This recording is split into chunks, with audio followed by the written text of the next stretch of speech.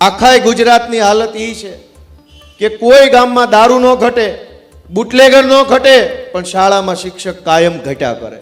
દવાખાનામાં ડોક્ટર ઘટે, ડેપોમાં બસ ઘટે, પણ કોઈ દી દારૂ ઘટ્યો એવું સાંભળ્યું? કે અખિલ ગુજરાત બુટલેગર સમાજ દ્વારા ધરણા કરવામાં આવ્યા કે દારૂ ઘટ્યો છે. કેમ ન ઘટ્યો ભાઈ? દારૂબંધી વાળા ગુજરાતમાં ક્યારેય દારૂ ઘટ્યો હોય અને આંદોલનો થયા હોય એવો એક કિસ્સો નથી બન્યો. કોરોનામાં ઓક્સિજન ઘટતો હતો તેથી દારૂ ન ઘટ્યો, ઇન્જેક્શન ઘટતા હતા તેથી દારૂ ન ઘટ્યો. ગમે એવો કપરો કાળ આવે ને તો દારૂડિયા દારૂ પોગાડી દે ટાઈમ ટુ ટાઈમ, પણ શિક્ષણ નહીં પોગે, દવાખાનામાં સુવિધા નહીં વધે, દિવાળી ઉપર અહીંથી ગામડે જવું હોય તો બસ નહીં આવે.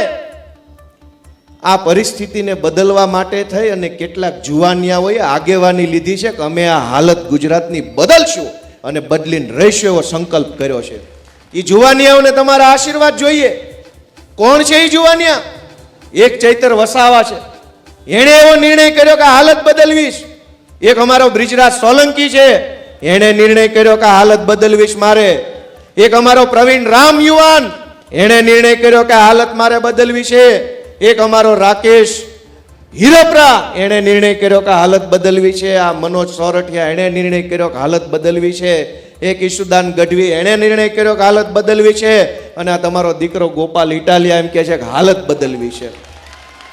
આ બધાય તમારા છોકરાઓ છે અને એ ગુજરાતની પરિસ્થિતિ બદલવા માટે આવ્યા છે. પણ પરિસ્થિતિ ક્યારે બદલાય? જ્યારે તમારો આશીર્વાદ ભરેલો હાથ અમારા હાવણા ઉપર મુકાશે ને તેથી પરિસ્થિતિ બદલાય.